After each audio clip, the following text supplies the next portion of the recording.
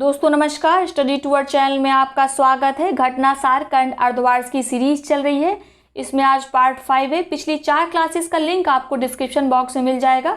आज के सेशन में हम उत्तर प्रदेश से संबंधित करंट अफेयर्स को पढ़ेंगे। इसमें जनवरी से लेकर जून जुलाई तक का करंट अफेयर कवर किया गया है।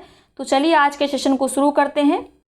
उत्तर प्रदेश कामगार और श्रमिक आयोग 16 जून 2020 को उत्तर प्रदेश मंत्रिपरिषद की बैठक में उत्तर प्रदेश कामगार और श्रमिक सेवा योजना एवं रोजगार आयोग के गठन का निर्णय लिया गया। नवगठित आयोग कामगारों श्रमिकों की सामाजिक एवं आर्थिक सुरक्षा तथा उनके सर्वांगीण विकास के उद्देश्यों की प्राप्ति हेतु गठित किया गया है।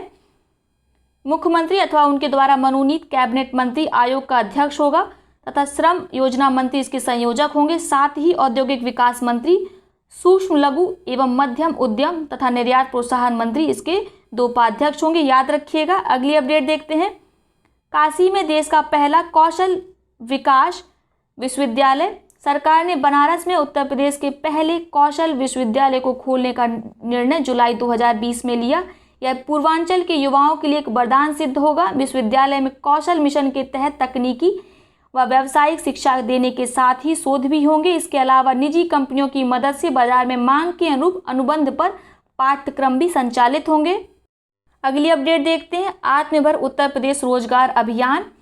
प्रधानमंत्री नरेंद्र मोदी ने जून 2020 में उत्तर प्रदेश में वर्चुअली एक पथ प्रदर्शक योजना आत्मनिर्भर उत्तर प्रदेश रोजगार अभियान का शुभारंभ किया।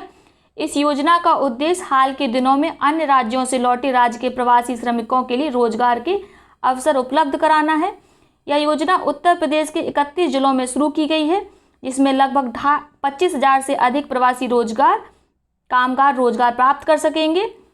रोजगार छतरी योजना 18 जुलाई 2020 मुख्यमंत्री योगी आदित्यनाथ ने नवीन रोजगार छतरी योजना की शुरुआत की। यह योजना अनुसूचित जाति के गरीब व्यक्तियों के सर्वांगीण विकास के लिए शुरू की गई है। याद रखिएगा, इंपॉर्टेंट है ये। उत्तर प्रदेश की नई स्टार्टअप नीति 2020 8 जुलाई 2020 मुख्यमंत्री योगी आदित्यनाथ की अध्यक्षता में हुई कैबिनेट की बैठक में स्टार्टअप नीति 2020 को मंजूरी दी गई। इससे प्रदेश में 1.5 लाख से ज़्यादा लोगों को रोजगार मिलेगा। स्टार्टअप नीति से 50,000 लोगों को प्रत्यक्ष, 1 लाख लोगों को अप्रत्यक्ष रूप से रोजगार मिलेगा। वर्तमान में प्रदेश में 1800 से भी अधिक स्टार्टअप पंजीकृत है, रजिस्टर्ड है। इस नीति से कृषि, स्वास्थ्य, ऊर्जा, खादी, शिक्षा, पर्यटन, परिवहन के क्षेत्र में स्टार्टअप को प्रोत्साहित किया जाएगा। साथ ही याद रखिएगा, भारत में उत्तर प्रदेश पहला राज्य है जिसने सबसे पहले स्टार्टअप फंड की स्थापना की थी। मुख्यमंत्री शिक्षुता प्रोत्साहन योजना 8 जुलाई 2020 को मुख्यमंत्री योगी आदित्यनाथ की अध्यक्षता में हुई मंत्रिमंडल की बैठक में इस योजना को मंजूरी प्रदान की गई। इस योजना के अंतर्गत ITI से प्रशिक्षित 85,000 युवकों को अप्रेंटिस कराने वाली कंपनियों को 2,500 रुपये प्रतिमाह प्रतिपूर्ति के रूप में दिया जाएगा। मुख्यमंत्री शिक्षुता प्रोत्साहन योजना के लिए बजट में 100 करोड़ रुपए की व्यवस्था की गई है। योजना का लाभ उसी प्रशिक्षु को मिलेगा जिसने अपना पंजीकरण राष्ट्रीय शिक्षुता प्रोत्साहन योजना में कराया होगा। ठीक है। अगली अपडेट देखते हैं। CISF की तर्ज पर उत्तर प्रदेश में UPSSF के गठन का निर्णय। केंद्र सरकार के CISF की तर्ज पर उत्तर प्रदेश में भी UPSSF Uttar Pradesh special security force के गठन की प्रदेश सरकार की योजना है। इस आशय का निर्णय मुख्यमंत्री श्री योगी आदित्यनाथ की अध्यक्षता में 26 जून 2020 को संपन्न एवं उच्च स्तरीय बैठक में लिया गया। अदालतों की सुरक्षा व्यवस्था के लिए इस तरह के सुरक्षा बल के गठन के लिए प्रदेश सरकार को निर्देश उच्च न्यायालय ने दिया था। नया प्रस्तावित सुरक्षा बल UPSSF का प्रदेश में जनपदीय न्यायालयों के अतिरिक्त मेट्रो रेल, औद्योगिक संस्थानों, हवाई अड्डों, धार्मिक स्थलों व अन्य संस्थानों की सुरक्षा हेतु प्रयोग में किया जाएगा। ठीक है। अगली अपडेट देखते हैं। कुशीनगर को अंतर्राष्ट्रीय हवाई अड्डे का दर्जा। केंद्रीय मंत्रिमंडल ने उत्तर प्रदेश के कुशीनगर हवाई अड्डे को अंतर्राष्ट्रीय हवाई अड्डे के रूप में विकसित करने के प्रस्ताव को मंजूरी प्रदान की है। याद रखिएगा, इंपॉर्टेंट है ये। बिकरू कांड की जांच के लिए न्यायिक आयोग का गठन।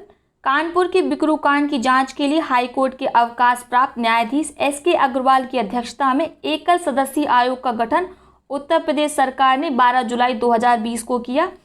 शशिकांत अग्रवाल के नेतृत्व में आयोग 4 बिंदुओं की जांच करेगा, जिसमें 2-3 जुलाई की रात बिकरू गांव में हुई पुलिसकर्मियों की हत्या, 10 जुलाई को विकास दुबे का एनकाउंटर सहित अन्य मुठभेड़ों की जांच की जाएगी।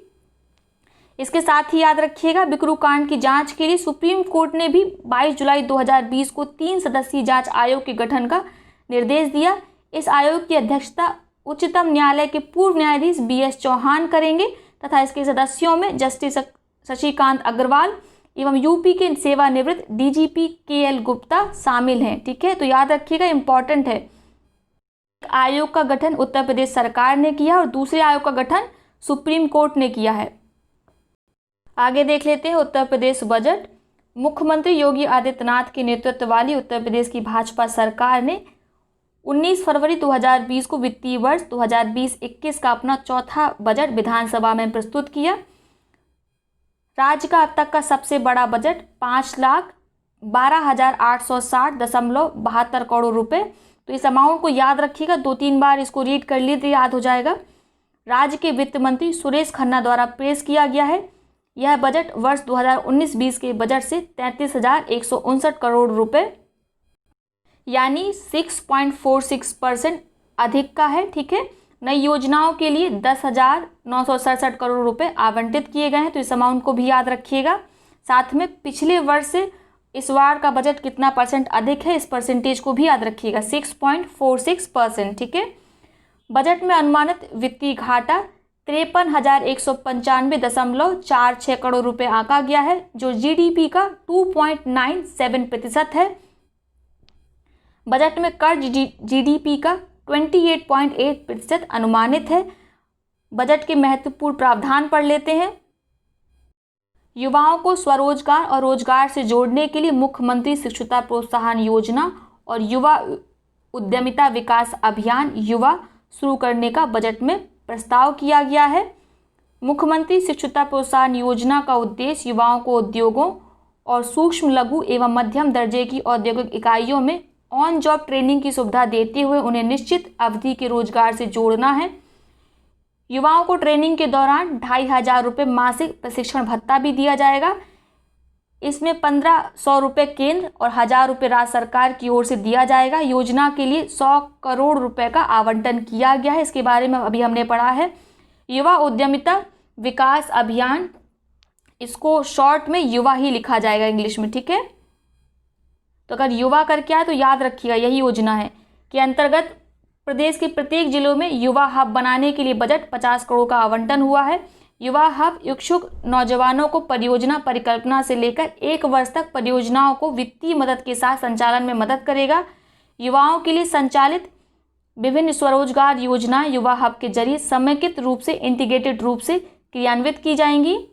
प्रदेश में 5 एक्सप्रेस वे परियोजनाओं के लिए कुल 5,060 करोड़ रुपए का आवंटन किया गया है। इसमें मेरठ से प्रयागराज तक प्रस्तावित 637 किलोमीटर लंबी भारत का सबसे लंबा गंगा एक्सप्रेस वे के लिए 2,000 करोड़ रुपए किए गए हैं। तो याद रखिएगा, मेरठ से प्रयागराज की लंबाई कितनी है एक्सप्रेस वे की? 637 किलोमीटर। ये भारत का सबसे लंबा एक्सप्रेस वे है, याद रखिएगा। गोरखपुर लिंक एक्सप्रेस वे के दोनों ओर इंडस्ट्रियल कॉरिडोर की स्थापना के लिए 200 करोड़ रुपए का आवंटन किया गया है। डिफेंस एक्सपो की सफलता से उत्साहित सरकार ने डिफेंस कॉरिडोर रक्षा गलियारे के विकास के लिए 150 करोड़ रुपए बजट में आवंटित किए हैं। ग्रेटर नोएडा में जेवर इंटरनेशनल ग्रीन फील्ड एयरपोर्ट के लिए 2,000 करोड़ रुपए और अयोध्या में एयरपोर्ट की स्थापना के लिए 500 करोड़ रुपए बजट में आवंटित किए गए हैं। याद रखिएगा, सरकार ने बजट में गोरखपुर, वाराणसी, प्रयागराज, मेरठ व झांसी में मेट्रो की घोषणा की है। इसके लिए 200 करोड़ रुपए की व्यवस्था की गई है। तो आप अमाउंट मत याद रखिएगा, बस योजना याद रखिएगा, ठीक है। साथ ही कानपुर में मेट्रो परियोजना के लिए 358 करोड़ और आगरा मेट्रो के लिए 286 करोड़ की व्यवस्था की गई है। बजट में लखनऊ, कानपुर, राज्य के अन्य क्षेत्रों में स्मार्ट सिटी परियोजना के लिए 20,000 करोड़ रुपए का प्रस्ताव किया गया है। प्रदेश के युवाओं को विभिन्न क्षेत्रों में उच्च शिक्षा के अवसर उपलब्ध कराने के लिए प्रदेश में 7 नए विश्वविद्यालय की स्थापना के लिए बजट की घोषणा की गई है। तो याद रखिएगा, उत्तर प्रदेश में कितने नए विश्वविद्यालय स्थापित करने की योजना है? 7, ठीक है। प्रदेश की राजधानी लखनऊ में पुलिस व फॉरेंसिक विश्वविद्यालय की स्थापना की जाएगी, बहुत इंपॉर्टेंट है, याद रखिएगा। अलीगढ़, आजमगढ़, सहारनपुर में राज्य विश्वविद्यालय की स्थापना के अलावा प्रयागराज के झलवा में विधि विश्वविद्यालय की स्थापना की घोषणा की गई, तो इसको भी याद रखिएगा। गोरखपुर में आयुष विश्वविद्यालय और लखनऊ में अटल बिहारी वाजपेयी चिकित्सा विश्वविद्यालय के लिए भी संसाधन बजट में उपलब्ध कराया गया है, तो इसको याद रखिएगा, ये भी इम्पोर्टेंट है। प्रदेश के 18 मंडल में अटल आवासीय विद्यालयों की स्थापना के लिए 270 करोड़ रुपए का आवंटन किया गया है। बजट 2020-21 में कृषि के लिए 6176.21 करोड़ रुपए का प्रावधान किया गया है। ठीक है, आगे देखते हैं। प्रदेश सरकार द्वारा शुरू की गई मुख्यमंत्री किसान दुर्घटना कल्याण बीमा नामक नई योजना हेतु बजट में 500 करोड़ रुपए का आवंटन है। प्रधानमंत्री आवास योजना ग्रामीण के अंतर्गत आगामी 5 लाख आवासों के निर्माण का लक्ष्य, जिसके लिए बजट में 6240 करोड़ का आवंटन किया गया है, तो याद रखिएगा प्रधानमंत्री आवास योजना के तहत उत्तर प्रदेश में 5 लाख आवास बनाए जाएंगे। बजट में स्वच्छ भारत मिशन हेतु 5791 करोड़ का आवंटन किया गया है। इस आवंटन को जरूर याद रखिएगा, पूछा जा सकता है। मनरेगा के अंतर्गत आगामी वर्ष में 35 करोड़ मानव दिवस रोजगार सृजन का लक्ष्य, इसके लिए 4800 करोड़ रुपए का आवंटन किया गया है। ठीक है, कितने मानव दिवस का सृजन किया जाएगा? 35 करोड़ का। ग्रामीण जलापूर्ति कार्यक्रम के अंतर्गत जल जीवन मिशन के लिए बजट में 3000 करोड़ रुपए का आवंटन किया गया है। बजट में 2022 तक 10,700 मेगावाट क्षमता की सौर विद्युत उत्पादन का लक्ष्य रखा गया है। बहुत इंपॉर्टेंट है, इस लक्ष्य को याद रखिएगा। इसके लिए बुंदेलखंड में 4000 मेगावाट सौर ऊर्जा उत्पादन की क्षमता वाले ग्रीन एनर्जी कॉरिडोर के निर्माण का प्रस्ताव रखा गया है। बजट में मुंडेरवा बस्ती व पिपराइच गोरखपुर के चीनी मिलों को कोजनरेशन प्लांट व सल्फरलेस शुगर प्लांट के लिए 25-25 करोड़ रुपए का प्रावधान किया गया है। बजट में गन्ने का समर्थन मूल्य 325 रुपये क्विंटल करने का प्रस्ताव रखा गया है। मुरादाबाद में गन्ना किसान प्रशिक्षण संस्थान की स्थापना की जाएगी, इंपॉर्टेंट है, इसको याद रखिएगा। इसके लिए 10 करोड़ रुपए का प्रावधान किया गया है। अमाउंट भले मत याद रखिएगा, पर ये जरूर याद रखिएगा। ठीक है, गोरखपुर में गन्ना शोध केंद्र के कार्यालय भवन के लिए 10 करोड़ रुपए दिए गए हैं। इसके अलावा सहकारी चीनी मिलों की गन्ना मूल भुगतान के लिए 500 करोड़ रुपए दिए गए हैं। बजट में गोरखपुर और भदोही में पशु चिकित्सा महाविद्यालय खोले जाने का प्रस्ताव, इसके लिए 40 करोड़ रुपए का प्रावधान किया गया। ये भी इम्पोर्टेंट है, याद रखिएगा। भदोही को ही संत कबीर नगर कहते हैं। राज्य में 13 नए मेडिकल कॉलेज खोलने की बजट में प्रस्ताव रखा गया था। इसके लिए चुने गए जिले हैं बुलंदशहर, बिजनौर, औरैया, पीलीभीत, लखीमपुर खीरी, कानपुर देहात, ललितपुर, गोंडा, सुल्तानपुर, कुशीनगर, सोनभद्र, कौसाम्बी और चंदौली। ये टेबल में आप विभागों का बजट आवंटन देख रहे हैं। इसको याद रख पाना संभव नहीं है, आप चाहें तो कृषि का याद रख सकते हैं। ठीक है, इसके अलावा और याद नहीं रख पाएंगे आप। बजट में राज्य को 1 ट्रिलियन की इकोनॉमी बनाने का लक्ष्य निर्धारित किया गया, जो होता हुआ तो नहीं दिख रहा है बिल्कुल भी। राजकोषीय घाटा सकल राज्य घरेलू उत्पाद का 2.97% है। ऋणग्रस्तता सकल घरेलू उत्पाद 28.8% अनुमानित है, याद रखिएगा, इंपॉर्टेंट है। तो चलिए, बजट तो हमने पढ़ लिया, अब उत्तर प्रदेश विविध मिसलेनियस पढ़ लेते हैं। उत्तर प्रदेश के प्रति व्यक्ति आय में वृद्धि, यह डेटा निकाला नियोजन विभाग ने। उत्तर प्रदेश विकास की राह पर अग्रसर है। यहाँ प्रति व्यक्ति आय में 5.9% की बढ़ोतरी हुई है। ये प्रतिशत याद रखिएगा, इंपॉर्टेंट है। इसके साथ ही सकल घरेलू उत्पाद में भी वृद्धि हुई है। प्रदेश नियोजन विभाग के तहत अर्थ एवं संख्या प्रभाग द्वारा वित्तीय वर्ष 2019-20 के आंकड़े 20 फरवरी 2020 को जारी किए गए, जिसके अनुसार सकल घरेलू उत्पाद में 4.4% की वृद्धि अनुमानित है। इसके साथ ही याद रखिएगा, प्रदेश का सकल घरेलू उत्पाद 11,87,277 करोड़ रुपए अनुमानित किया गया। वर्ष 2018-19 में आकलन 11,37,469 करोड़ था। और याद रखिएगा, सर्वाधिक वृद्धि दर्ज सेवा क्षेत्र में दर्ज की गई। ठीक है, देश का पहला पशु युद्ध स्मारक मेरठ में। उत्तर प्रदेश के मेरठ स्थित रेमाउंट एंड वेटनरी कोर्स सेंटर में देश के पहले पशु युद्ध स्मारक वॉर मेमोरियल ऑफ एनिमल बनाने का निर्णय लिया गया। यह स्मारक उन पशुओं के योगदान को समर्पित होगा जिन्होंने कारगिल युद्ध के दौरान और जम्मू कश्मीर में आतंक निरोधी गतिविधियों में सेना की मदद की थी। इस युद्ध स्मारक में 350 से अधिक हैंडलर, 300 कुत्ते, घोड़ों और खच्चरों का नाम एवं उनकी संख्या अंकित की जाएगी। याद रखिएगा, ये इंपॉर्टेंट है, ठीक है। आगे देखते हैं, महाराजगंज जिले में राज्य का पहला गिद्ध संरक्षण केंद्र। लुप्त प्राय गिद्ध आबादी के संरक्षण के लिए उत्तर प्रदेश सरकार ने नवंबर 2019 में महाराजगंज जिले में राज्य का पहला गिद्ध संरक्षण और प्रजनन केंद्र स्थापित करने का निर्णय लिया।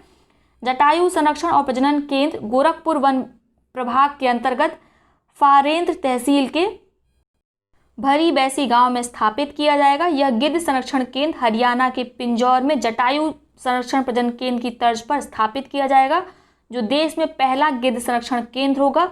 अगस्त 2019 में महाराजगंज वन विभाग के मघवलिया रेंज में 100 से अधिक गिद्धों को देखा गया था, जिसके बाद इस तरह का निर्णय लिया गया गिद्ध संरक्षण केंद्र खोलने का, ठीक है। 12वीं शहरी मोबिलिटी सम्मेलन व प्रदर्शनी 2019 आवास और शहरी मामलों के मंत्रालय भारत सरकार द्वारा 15 से 17 नवंबर 2019 के मध्य लखनऊ में 12वीं शहरी मोबिलिटी सम्मेलन व प्रदर्शनी urban mobility India conference and expo 2019 का आयोजन किया गया। तो याद रखिएगा, आयोजन कहाँ किया गया? लखनऊ में। इस प्रदर्शनी का उद्देश्य शहरों को सूचना प्रसारित करना और उन्हें सर्वश्रेष्ठ शहरी परिवहन व्यवस्थाओं के साथ अद्यतन रखने में मदद करना है। थीम क्या है? Accessible and liveable cities. तो थीम भी याद रखिएगा। 47वीं Akhil Bharatiya police science Congress police मुख्यालय लखनऊ में 28-29 नवंबर 2019 को 47वीं अखिल भारतीय पुलिस साइंस कांग्रेस का आयोजन किया गया। इसका आयोजन पुलिस विकास एवं अनुसंधान ब्यूरो BPR&D द्वारा उत्तर प्रदेश पुलिस के साथ मिलकर संयुक्त रूप से किया गया। याद रखिएगा, आयोजन कहाँ किया गया है? पुलिस मुख्यालय लखनऊ में। यह दूसरा अवसर था जब इस कार्यक्रम का आयोजन लखनऊ में हुआ था। इससे पहले वर्ष 1997 में इस कार्यक्रम का आयोजन लखनऊ में हुआ था। कार्यक्रम के दौरान कट्टरपंथ व आतंकवाद से निपटने में सोशल मीडिया की भूमिका, पुलिस अधिकारियों के व्यवहार व प्रशिक्षण आदि पर विचार विमर्श हुआ था। याद रखिएगा। अगला देखते हैं, स्कूल और कॉलेज में छात्रों के लिए इंटर्नशिप योजना। प्रदेश के मुख्यमंत्री योगी आदित्यनाथ ने 9 फरवरी 2020 को राज्य में रोजगार की संभावनाओं को बढ़ाने के लिए एक इंटर्नशिप योजना की घोषणा की। इसके तहत 10वीं, 12वीं और स्नातक करने वाले युवाओं को अलग अलग तकनीकी संस्थानों, उद्योगों से जोड़ा जाएगा। 6 महीने 1 वर्ष की अवधि के लिए इंटर्नशिप दी जाएगी। इंटर्नशिप करने वाले हर युवा को मानदेय के रूप में प्रति माह 2,500 रुपये दिया जाएगा, जिसमें 1,500 रुपये केंद्र सरकार और 1,000 रुपये प्रदेश सरकार देगी।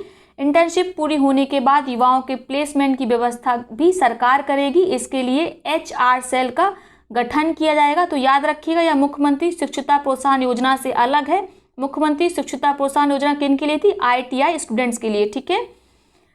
जेवर अंतर्राष्ट्रीय हवाई अड्डे का निर्माण स्विट्जरलैंड की कंपनी द्वारा। उत्तर प्रदेश में नोएडा में प्रस्तावित जेवर इंटरनेशनल एयरपोर्ट, जिसे देश का पहला ग्रीन एयरपोर्ट कहा जा रहा है, का पहला चरण 2023 तक पूरा होने की संभावना है।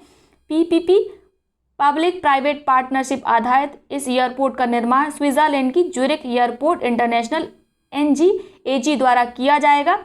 इसके लिए 3 अन्य कंपनियों Adani enterprises limited, Delhi international private limited व एकेरेज इंफ्रास्ट्रक्चर इन्वेस्टमेंट होल्डिंग लिमिटेड को पीछे छोड़ते हुए स्विट्जरलैंड की कंपनी ने बाजी मारी। PP मॉडल पर इस एयरपोर्ट के निर्माण के लिए ग्लोबल टेंडर 30 मई 2019 को जारी किए गए। ज्यूरिख इंटरनेशनल की बोली सबसे अधिक 400.97 प्रति यात्री फीस पाई गई। इसके बाद 29 नवंबर 2019 को उसको एयरपोर्ट के निर्माण का ठेका मिल गया। याद रखिएगा, प्रति यात्री फीस वह होती है जो एयरपोर्ट का रख रखाव करने वाली कंपनी यात्रियों से वसूलती है और सरकार के पास जमा कराती है। जेवर हवाई अड्डे का नाम Noida international green field airport होगा, जो देश का सबसे बड़ा और देश का पहला ग्रीन एयरपोर्ट होगा। तो याद रखिएगा, निर्माण कौन करेगा? ज्यूरिख एयरपोर्ट इंटरनेशनल AG द्वारा, ठीक है। लखनऊ और गौतम बुद्ध नगर में पुलिस आयुक्त प्रणाली। उत्तर प्रदेश कैबिनेट ने राज्य की पुलिस व्यवस्था की दृष्टि से एक महत्वपूर्ण निर्णय देते हुए 13 जनवरी 2020 को राजधानी लखनऊ और गौतम बुद्ध नगर जिलों में पुलिस आयुक्त प्रणाली लागू करने की स्वीकृति प्रदान की। दोनों ही जिलों में 15 अधिनियमों जैसे दंड प्रक्रिया, गुंडा एक्ट, गैंगस्टर एक्ट, संबंधित कानून व्यवस्था सहित प्रशासनिक अधिकार पुलिस कमिश्नर प्रणाली के अंतर्गत आएंगे। अपर पुलिस महानिदेशक प्रयागराज सुजीत पांडे लखनऊ के पहले पुलिस आयुक्त, जबकि अपर पुलिस महानिदेशक मेरठ परिक्षेत्र आलोक सिंह गौतम बुद्ध नगर के पहले पुलिस आयुक्त नियुक्त किए गए। लखनऊ और गौतम बुद्ध नगर को महानगर क्षेत्र भी घोषित किया गया। याद रखिएगा दोनों के नाम, सुजीत पांडे और आलोक सिंह। इस प्रणाली के अंतर्गत किसी विशेष जिले में सामान्यतः महानगरों में जो शक्तियां प्रशासनिक अधिकारियों के पास होती हैं वह शक्तियां पुलिस कमिश्नर को दे दी जाती हैं। आयुक्त प्रणाली के तहत पुलिस आयुक्त जिलाधिकारी को, डीएम को नहीं रिपोर्ट करते हैं, बल्कि किसको रिपोर्ट करते हैं? सीधे सरकार को। प्रदेश की पहली महिला पीएसी बटालियन गोरखपुर के बाद कारखाना परिसर में मुख्यमंत्री योगी आदित्यनाथ ने प्रदेश के पहले पीएसी महिला बटालियन भवन की आधारशिला 9 फरवरी 2020 को रखी। तो याद रखें कहाँ आधारशिला रखी गई है? गोरखपुर के खाद कारखाना परिसर में 397 करोड़ रुपए की लागत से बनने वाले अनावासी भवन की कई अत्याधुनिक सुविधाओं से युक्त होगा। तो आप सुविधाएं मत याद रखिएगा क्या क्या सुविधाएं होंगी, ठीक है, वो एग्जाम की दृष्टि से इंपॉर्टेंट नहीं है, बस इतना ही याद रखिएगा। प्रदेश की पहली महिला पीएसी बटालियन गोरखपुर के खाद कारखाना परिसर में स्थापित की जाएगी। अब घाघरा नदी का नाम सरयू। मुख्यमंत्री योगी आदित्यनाथ की अध्यक्षता में 13 जनवरी 2020 को प्रदेश कैबिनेट की बैठक में घाघरा नदी का नाम बदलकर सरयू नदी करने के प्रस्ताव को मंजूरी प्रदान की गई। अब इस प्रस्ताव को गृह मंत्रालय की अनुमति के लिए भेजा जाएगा। गोंडा जिले के पस्का सुकर क्षेत्र में स्थित ग्राम चंदापुर किटौली के से रेवलगंज बिहार तक के क्षेत्र में राजस्व अभिलेखों में घाघरा नदी का नाम बदलकर सरयू नदी करने के प्रस्ताव को कैबिनेट ने मंजूरी दी है। घाघरा नदी नेपाल में कर्णाली व चीन में जियाग लाहे के नाम से जानी जाती है। यह उत्तर भारत में बहने वाली गंगा की प्रमुख सहायक नदी है। यह नदी दक्षिण तिब्बत में ऊंचे पर्वत शिखर हिमालय में मापचा चुंगो हिमनद से निकलती है। हिमालय से निकलकर नेपाल में बहती हुई घाघरा भारत में ब्रह्मघाट स्थान पर शारदा नदी से मिलती है। दोनों नदियों के संगम के बाद यह नदी घाघरा के नाम से जानी जाती है, ठीक है। निचली घाघरा नदी को सरयू नदी के नाम से भी जाना जाता है। इसका वर्णन रामायण में भी है। अयोध्या इसके दाएं किनारे पर स्थित है। याद रखिएगा, स्टैटिक क्वेश्चन इसे बार बार पूछा जाता है। आगे देखते हैं। मिर्जापुर में उत्तर प्रदेश का पहला गो अभ्यारण्य। मुख्यमंत्री योगी आदित्यनाथ ने मिर्जापुर के हालिया ब्लॉक स्थित गजरिया गांव में प्रदेश के पहले गो अभ्यारण्य का शिलान्यास 19 जनवरी 2020 को किया। तो गांव का नाम भी याद रखिएगा, ठीक है। जिला तो याद रखेंगे ही, मिर्जापुर जिला, गांव का नाम है गजरिया गांव। उत्तर प्रदेश के 6 वेटलैंड एक साथ रामसर साइट घोषित। रामपुर कन्वेंशन के गठन के करीब 5 दशक बाद मुख्यमंत्री योगी आदित्यनाथ की पहल पर प्रदेश के 6 वेटलैंड आर्द्रभूमि एक साथ रामसर साइट की सूची में शामिल किए गए। इसके अलावा 6 और वेटलैंड को रामसर साइट घोषित करने के लिए रामसर कन्वेंशन विचार कर रहा है। 29 जनवरी 2020 को केंद्रीय वन मंत्री प्रकाश जावड़ेकर ने इसकी घोषणा की। अब तक यूपी में सिर्फ एक वेटलैंड आर्द्रभूमि अपर गंगा ब्रजघाट से नरौरा तक घोषित था।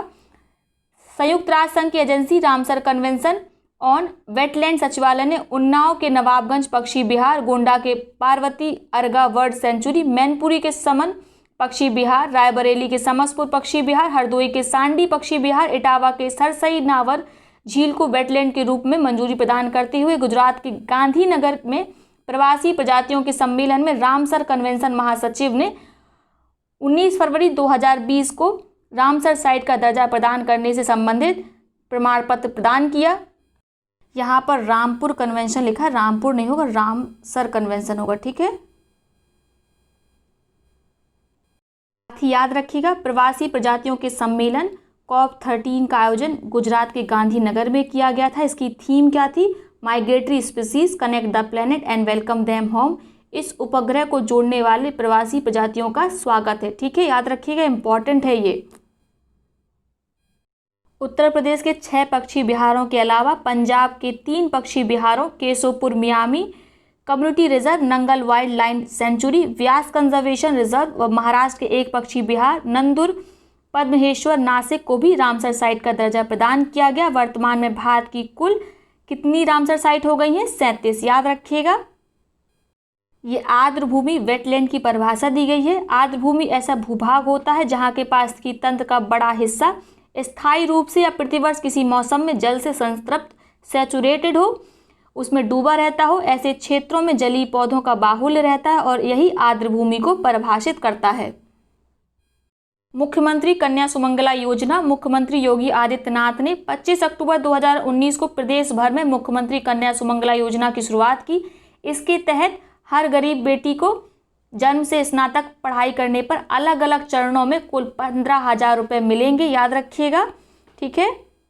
योजना के अंतर्गत 3 लाख वार्षिक आय वाले परिवारों को बालिकाओं को जन्म के समय 2,000 रुपये, 1 वर्ष का टीकाकरण पूर्ण करने पर 1,000 रुपये, कक्षा 1 में प्रवेश के समय 2,000 रुपये, इसी प्रकार कई चरणों में डिग्री तक रुपए दिए जाएंगे। टोटल अमाउंट कितना दिया जाएगा? 15,000। ठीक है, बस इतना याद रखिएगा।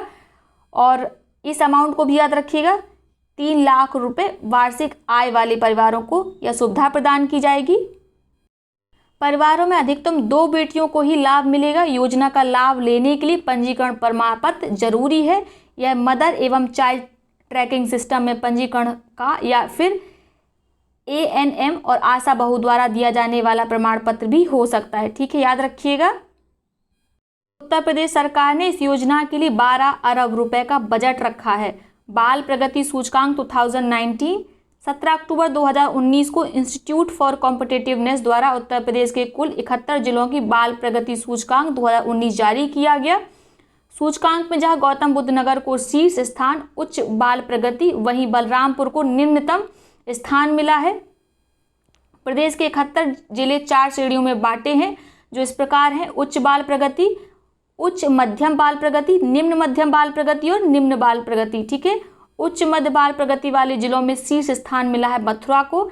निम्न मध्यम बाल प्रगति वाले जिलों में सुल्तानपुर शीर्ष पर है, वहीं निम्न प्रगति वाले जिलों में कन्नौज शीर्ष पर है। उच्च बाल प्रगति वाले शीर्ष 10 जिले इस प्रकार हैं: गौतम बुद्ध नगर, गाजियाबाद, बागपत, मेरठ, वाराणसी, कानपुर नगर, सहारनपुर, लखनऊ, बिजनौर तथा आगरा। तो बस आप याद रखिएगा, गौतम बुद्ध नगर को शीर्ष स्थान मिला है उच्च बाल प्रगति में और बलरामपुर को निम्नतम स्थान। ठीक है, उत्तर प्रदेश हिंदी संस्थान के पुरस्कार। लखनऊ स्थित उत्तर प्रदेश हिंदी संस्थान के वर्ष 2018 के पुरस्कारों की घोषणा 20 सितंबर 2019 को की गई। इसमें संस्थान का सर्वोच्च रुपये 5 लाख का भारत भारती पुरस्कार पटना की साहित्यकार डॉक्टर उषा किरण खान को दिया गया। याद रखिएगा, हिंदी संस्थान के 4-4 लाख के पुरस्कारों में हिंदी गौरव सम्मान, महात्मा गांधी साहित्य सम्मान, दीनदयाल उपाध्याय साहित्य सम्मान, लोहिया साहित्य सम्मान, अवंती बाई साहित्य सम्मान, राजर्षि पुरुषोत्तम दास टंडन सम्मान शामिल हैं। तो सारे सम्मानों के नाम आपको याद नहीं रखना है, बस याद रखिएगा भारत भारती सम्मान डॉक्टर उषा किरण खान, ठीक है, पटना से है ये। इन्हें प्रशस्ति पत्र दिया गया। गंगा की प्रतिमा के साथ 5 लाख रुपए भेंट स्वरूप प्रदान किए गए। पंडित दीनदयाल उपाध्याय साहित्य सम्मान डॉक्टर ओम प्रकाश पांडे, ठीक है, लखनऊ के KGMU में ये प्रोफेसर हैं। अवंतीबाई साहित्य सम्मान डॉक्टर कमल कुमार दिल्ली। हिंदी गौरव सम्मान डॉक्टर बद्रीनाथ कपूर। बस इतने ही याद रखिएगा, इतने सफिशिएंट है। आगे देखते हैं। उत्तर प्रदेश कृषि निर्यात नीति 2019 मुख्यमंत्री योगी आदित्यनाथ की अध्यक्षता में कैबिनेट की बैठक में 10 सितंबर 2019 को उत्तर प्रदेश कृषि निर्यात नीति 2019 को मंजूरी प्रदान की गई। कृषि निर्यात का उद्देश्य वर्ष 2024 तक $2,524 मिलियन के वर्तमान मूल्य को दोगुना करना है। नीति के तहत क्लस्टर फार्मिंग को बढ़ावा दिया जाएगा, इसके लिए सब्सिडी दी जाएगी।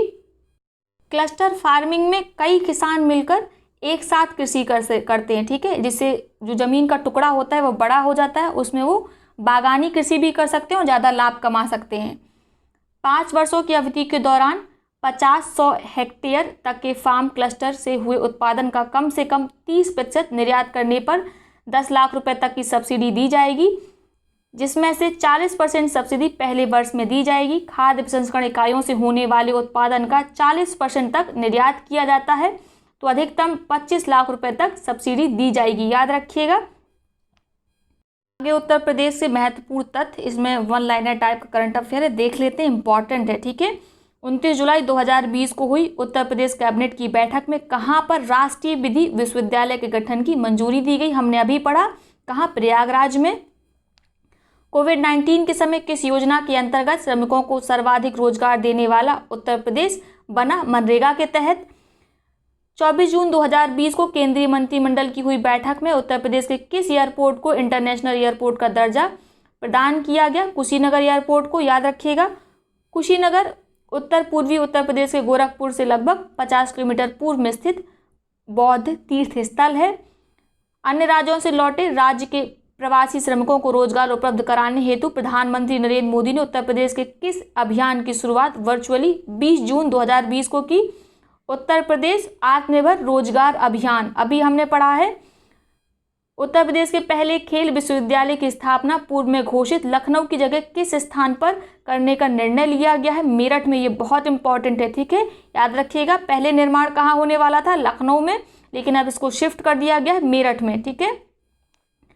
12 जून 2020 को अंतर्राष्ट्रीय बाल श्रम निषेध दिवस के अवसर पर उत्तर प्रदेश के मुख्यमंत्री योगी आदित्यनाथ ने बाल श्रमिकों को शिक्षित करने के लिए किस योजना की शुरुआत की? योजना की शुरुआत की गई है बाल श्रमिक विद्या योजना की, ठीक है। इसमें बाल श्रमिकों को शिक्षित किया जाएगा। मुख्यमंत्री योगी आदित्यनाथ द्वारा शुरू किए गए किस मिशन के तहत राज्य में 5 जुलाई 2020 को 25 करोड़ से अधिक पौधे लगाए गए? मिशन वृक्षारोपण 2020 के अंतर्गत 25 करोड़ से अधिक पौधे लगाए गए। इस मिशन की शुरुआत लखनऊ के कुकरेल वन से की गई थी। 29 फरवरी 2020 को प्रयागराज में आयोजित सामाजिक अधिकारिता शिविर में प्रधानमंत्री मोदी की उपस्थिति में बनी यह 3 विश्व रिकॉर्ड, जिसे गिनीज बुक रिकॉर्ड में दर्ज किया गया। पहला रिकॉर्ड हाथ से चलने वाली 300 ट्राईसाइकिलों को 1.8 किलोमीटर चलाकर बनाया गया। दूसरा रिकॉर्ड हाथ से चलने वाली 626 ट्राईसाइकिलों को 1 घंटे में मुफ्त वितरित कर बनाया गया। जबकि तीसरा विश्व रिकॉर्ड 13 मिनट में 420 व्हील चेयर को 3 पंक्तियों में खड़ा करके बनाया गया, ठीक है। प्रधानमंत्री नरेंद्र मोदी ने 28 फरवरी 2020 को चित्रकूट में बुंदेलखंड एक्सप्रेसवे, जिसकी लंबाई है 296.07 किलोमीटर का शिलान्यास किया गया। यह एक्सप्रेसवे कुल कितने जिलों से होकर गुजरेगा? 7 जिलों से होकर गुजरेगा। कौन कौन से हैं वे जिले? याद कर लीजिए, इंपॉर्टेंट हैं। चित्रकूट, बांदा, हमीरपुर, महोबा, जालौन, औरैया, इटावा, ठीक है। औरैया, इटावा, हमीरपुर, जालौन, चित्रकूट, बांदा, महोबा, ऐसे याद कर लीजिए। उत्तर प्रदेश के वित्त मंत्री सुरेश खन्ना ने 19 फरवरी 2020 को वित्तीय वर्ष 2020-21 के लिए कुल कितने करोड़ रुपए का बजट प्रस्तुत किया? तो 5,12,870.72 करोड़ का बजट था। इसको 2-3 बार रिपीट करिए, याद हो जाएगा।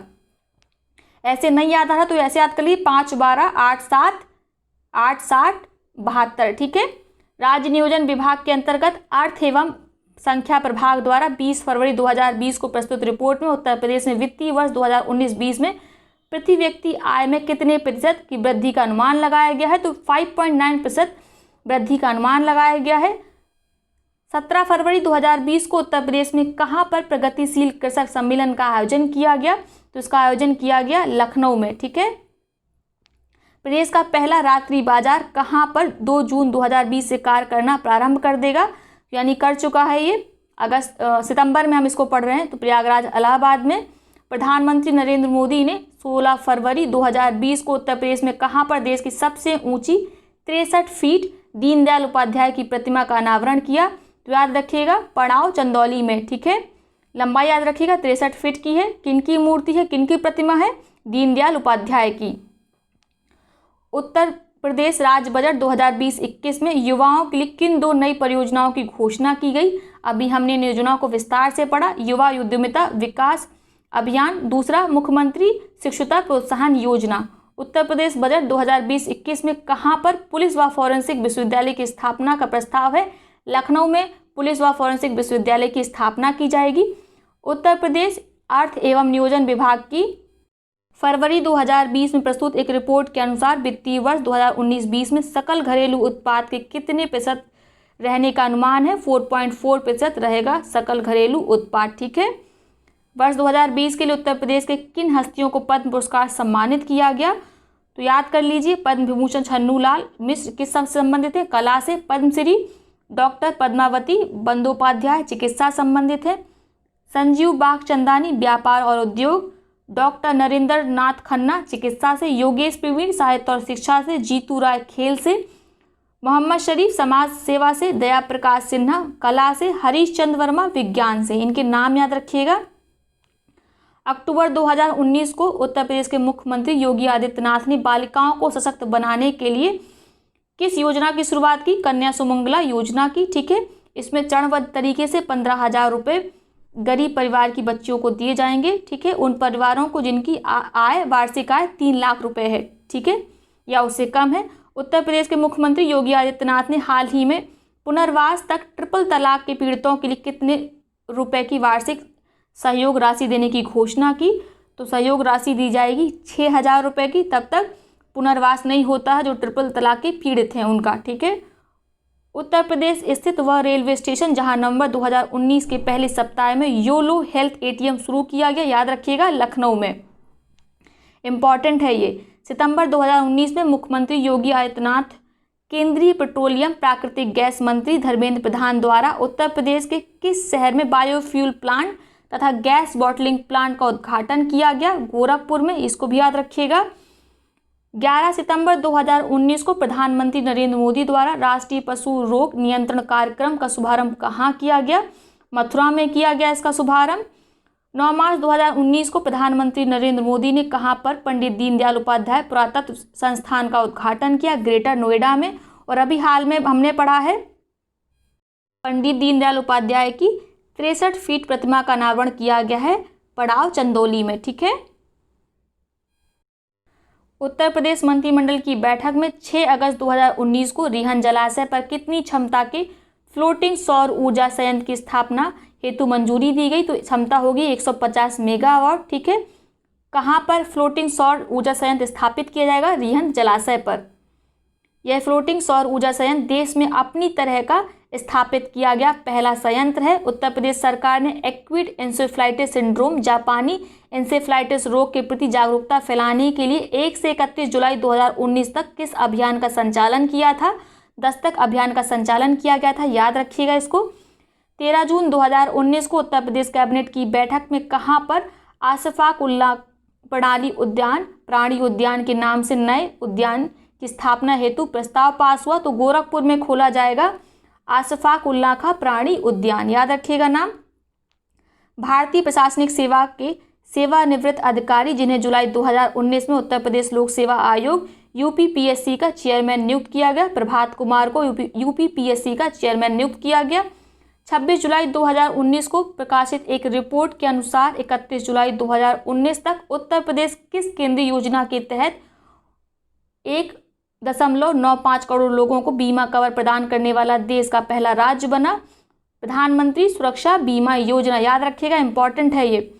5 से 8 फरवरी 2020 के बीच लखनऊ में संपन्न 11वें डिफेंस एक्सपो इंडिया 2020 की थीम थी भारत उभरता हुआ रक्षा विनिर्माण केंद्र, याद रखिएगा, ये भी इंपॉर्टेंट है। 20 जुलाई 2019 को राम नाईक की जगह किसे उत्तर प्रदेश का राज्यपाल गवर्नर बनाया गया? आनंदीबेन पटेल को बनाया गया उत्तर प्रदेश का नया राज्यपाल। उत्तर प्रदेश के मुख्यमंत्री योगी आदित्यनाथ ने अगस्त 2019 में किस देश की सरकारी यात्रा की? तो योगी आदित्यनाथ रूस की सरकारी यात्रा पर थे। ठीक है, अगस्त में। 9 अगस्त 2019 को किसने प्रदेश के नए मुख्य निर्वाचन अधिकारी का कार्यभार संभाला? तो प्रदेश के नए मुख्य निर्वाचन अधिकारी बने हैं अजय कुमार शुक्ला। अभी हमने उत्तर प्रदेश से संबंधित करंट अफेयर जो घटनासार में दिए हुए थे पढ़ लिए हैं। ये नोट्स मैंने खुद के लिए तैयार किए थे तो मुझे लगा मुझे आपके साथ शेयर करना चाहिए, तो चलिए इनको पढ़ लेते हैं। बख्शी का तालाब लखनऊ में स्थित नागरिक सुरक्षा प्रशिक्षण संस्थान के संगठन का विस्तार 9 जिलों में किया जाएगा। ऑलरेडी 17 इकाई काम करती हैं इसकी 15 जिलों में। ठीक है, कहाँ कहाँ इसका विस्तार किया जाएगा? अलीगढ़, मिर्जापुर, बांदा, बस्ती, आजमगढ़, फिरोजाबाद, गोंडा, अयोध्या, फर्रुखाबाद। ये उत्तर भारत में हिंसा के दौरान अफवाहों को रोकने में भूमिका निभाएंगी, तो याद रखिएगा। ठीक है, जितने रूमर्स फैलते हैं जब हिंसा वगैरह होती है, खासकर जो व्हाट्सएप यूनिवर्सिटी अफवाहों को फैलाती है, उस पर रोक लगाई जाएगी। उत्तर प्रदेश में ऑलरेडी 2 साइबर थाने काम कर रहे हैं। कौन कौन से, कहाँ कहाँ पे? गौतम बुद्ध नगर में और लखनऊ में। 16 और साइबर थाने स्थापित करने का निर्णय हाल में ही उत्तर प्रदेश सरकार ने लिया था, तो याद रखिएगा। आगे देखते हैं, सुरक्षा कवच योजना महिलाओं की सुरक्षा हेतु इसको शुरू किया गया था। कामकाजी महिलाएं और कभी कभी जो यात्री महिलाएं होती हैं वो देर रात से घर लौट पाती हैं, तो रात 10 बजे से सुबह 6 बजे तक एक नंबर चालू किया गया है 112। इस पर कॉल करके पुलिस सुरक्षा मांग सकती हैं, ठीक है, याद रखिएगा। इसमें पुलिस की वैन आएगी, जीप आएगी, जिसमें 2 महिला कांस्टेबल भी होंगी। नागरिकता के लिए प्रवासियों को शॉर्टलिस्ट करने वाला पहला राज्य उत्तर प्रदेश बना। उत्तर प्रदेश के लखनऊ, हापुड़, रामपुर, शाहजहांपुर, नोएडा और गाजियाबाद में पाकिस्तान, बांग्लादेश, अफगानिस्तान से प्रवासी रहते हैं, तो याद रखिएगा। आगे देखते हैं वन स्थिति रिपोर्ट। उत्तर प्रदेश में कुल वन क्षेत्र है 6.15% क्षेत्रफल का, ठीक है। एरिया कितना है? 14,805.65 किलोमीटर स्क्वायर। अभिलिखित वन, रिकॉर्डेड वन क्षेत्रफल कितना है? 6.88%। इसी को ग्रीन वॉश भी कहा जाता है, ठीक है। तो जो अभिलिखित वन क्षेत्र होता है उसे ग्रीन वॉश भी कहा जाता है। सर्वाधिक वन क्षेत्र प्रतिशत के मामले में जिले कौन से हैं नंबर 1 पे? नंबर 1 पर है सोनभद्र, दूसरे नंबर पर है चंदौली, तीसरे नंबर पर है पीलीभीत। न्यूनतम वन क्षेत्र प्रतिशत के आधार पर भदोही, मैनपुरी, देवरिया, याद रखिएगा। क्षेत्रफल के आधार पर सर्वाधिक वन क्षेत्र वाले जिले हैं सोनभद्र, लखीमपुर खीरी, मिर्जापुर। क्षेत्रफल के आधार पर न्यूनतम वन क्षेत्र वाले जिले हैं संत कबीर नगर, मऊ, मैनपुरी। 3-3 रैंकिंग ही याद रखिएगा, इतना काफ़ी है, ठीक है।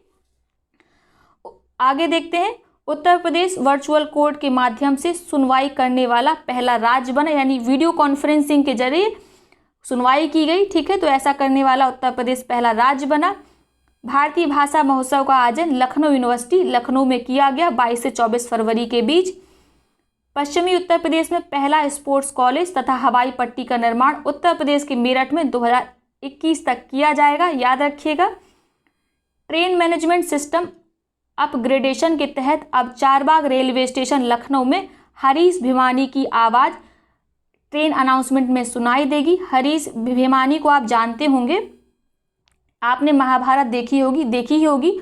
उसमें महाभारत शुरू होने से पहले जो एक आवाज़ आती थी, मैं समय हूँ, ये हरीश भिवानी की आवाज़ थी। और अब ये चारबाग रेलवे स्टेशन पे जो ट्रेन अनाउंसमेंट होगी उनमें इन्हीं की आवाज़ होगी। इसके पहले सरला चौधरी की आवाज़ होती थी, जो 1991 से 1991 से कार्यरत थी। अब इनको रिप्लेस किया है हरीश भिवानी ने, ठीक है। तो इनका नाम याद रखिएगा। स्वरोजगार संगम कार्यक्रम उत्तर प्रदेश MSME विभाग द्वारा जून, जुलाई, अगस्त 2020 में लोन मेले का आयोजन किया गया, जिससे प्रवासी श्रमिकों को रोजगार के अवसर उपलब्ध हो सके। सभी MSME खातों में लोन पहुंचाया जाएगा, याद रखिएगा, ठीक है। इसमें MSME ने एक ऐप भी लॉन्च की, ऐप का नाम था MSME साथी ऐप, याद रखिएगा। इसमें जो भी MSME लॉकडाउन के कारण जो क्षति हुई थी उसकी प्रतिपूर्ति लोन के द्वारा की जाएगी। इससे वे दोबारा काम करना चालू कर देंगे और लोगों को रोजगार उपलब्ध होने लगेगा। आगे देखते हैं, उत्तर प्रदेश में 800 किलोमीटर लंबी हर्बल रोड बनाई जाएगी। इस रोड के दोनों ओर हर्बल पौधे लगाए जाएंगे। कौन कौन से पौधे होंगे? पीपल, नीम, आंवला, सहजन, अश्वगंधा, ब्राह्मी, जामुन जैसे फलदार और औषधीय गुणों वाले पौधों को लगाया जाएगा। साथ में रोड के दोनों ओर वाटर रिचार्जिंग फैसिलिटी का भी प्रयोग किया जाएगा। तो ये है आज का सेशन। आई होप सेशन आपको पसंद आया होगा। वीडियो को लाइक करिएगा, साथ में अपने मित्र और सहपाठियों के साथ शेयर जरूर करिएगा। बहुत बहुत धन्यवाद।